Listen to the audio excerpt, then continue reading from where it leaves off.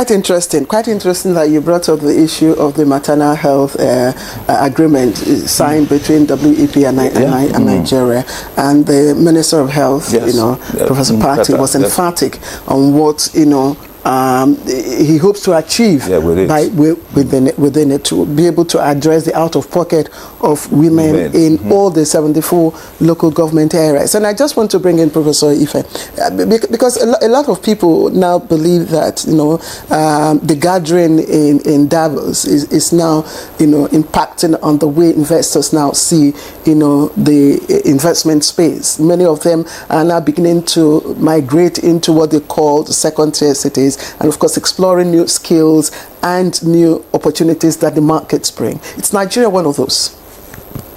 Is Nigeria one of those areas? Of course. I mean, if you look at the Minister for Health, for example, we got this $1.57 billion health program from World Bank. And I've never liked any program more than that, because this is the first time I'm seeing a program that is going to actually pin government down to delivering services and monitoring it with performance indicators. So when you look at the details, you see, for example, not only what it does on health and on water and sanitation and all that, but actually promoting investment into the health sector. So when you now see the minister going out, he's now talking to investors. Come and invest in our health sector. Which means look at insurance, health insurance. Health insurance is what funds health in America, in the UK. For example, it's the health insurance that builds hospitals. And we have $3 billion deficit, what you call it, $3 billion health tourism. Now, this is where you begin to build the necessary infrastructure to ensure that we can attract private sector in building. So that is that. And also, of course, we're also looking at the metrics. Now, when you borrow money and you cannot see where that money goes, it creates even more problem for the country.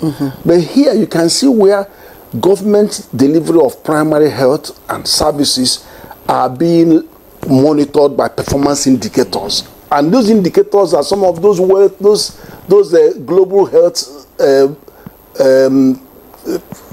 details that the social indicators like HMA, that is the what do you call it, UNDP Human Development Index, World Bank Human Capital Index. These are indices that show Nigeria to be boarding last in all of this created poverty index. So you just look at those index, but now you are having ways in which they can monitor you and say, just like the work that that was done on ease of doing business. You saw Nigeria move up 20 points on the indices. We are now having that happen in health.